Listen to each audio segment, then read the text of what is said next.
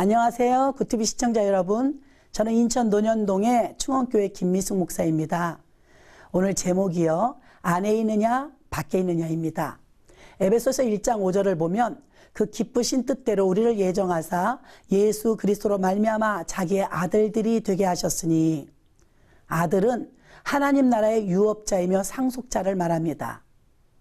아들이 되는 건 선과 악의 행위로 되는 게 아니라 생명의 문제입니다. 출애굽 때 구원의 문제 또한 행위의 문제가 아니라 좌우 문설주에 어린 양의 피를 발랐느냐 안 발랐느냐의 문제였습니다.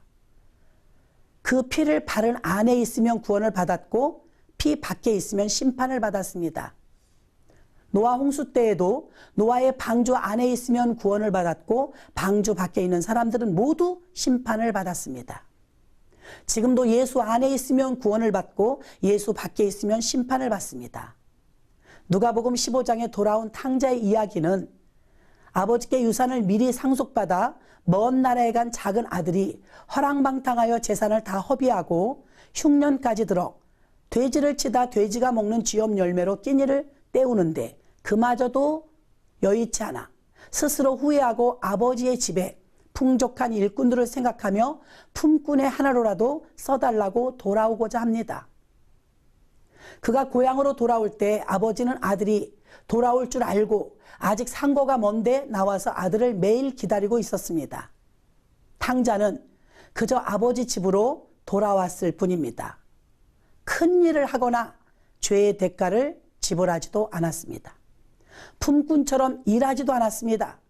그러나 아버지는 남루한 그의 옷을 벗기고 색동 새 옷을 입혔으며 새 신발을 신기고 가락지도 끼워주었습니다. 송아지를 잡아 풍성히 먹이며 품꾼이 아닌 아들로 모든 것을 회복시켜 주었습니다. 이렇게 회복되기까지 탕자가 한 것은 없습니다. 그는 그저 아버지 집으로 돌아오기만 했는데 아버지 집안에 있으면 평화 속에 누리며 살고 아버지 집을 떠나면 고생입니다. 탕자의 죄는 아버지 집을 떠난 게 죄였습니다. 그러므로 아버지 집으로 돌아와야 회복됩니다. 요한복음 15장 5절은 나는 포도나무요 너희는 가지니 저가 내 안에 내가 저 안에 있으면 이 사람은 과실을 많이 맺나니 나를 떠나서는 너희가 아무것도 할 수 없음이라. 포도나무 비유에서처럼 포도나무에 붙어 있으면 열매를 맺고 떨어지면 열매를 맺지 못하는데 우리는 생각할 때 한 1mm 정도 작게 떨어져 있으면 열매가 맺을 줄 압니다. 그러나 떨어져 있으면 아무리 가깝게 보여도 열매는 한 개도 맺지 못합니다.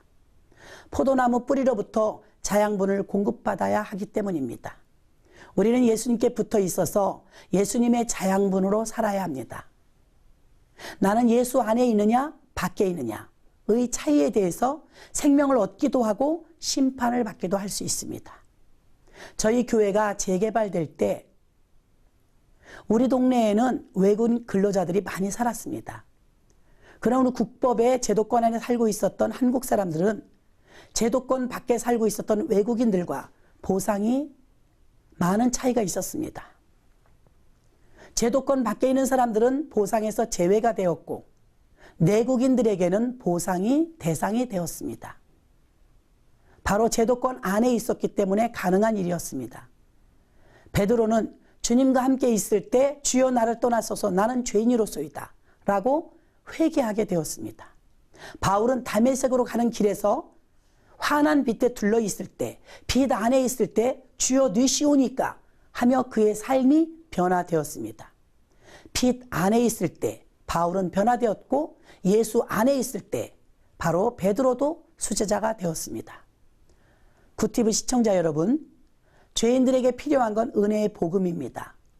복음 안에서 구원을 받을 수 있습니다. 복음 밖에서는 구원을 받을 수가 없습니다. 예수를 믿고 우리의 방황을 끝내고 하나님 아버지께로 돌아오십시오. 아버지를 떠난 게 죄입니다. 아버지께 돌아오지 않고는 회복될 수 없습니다. 감사합니다.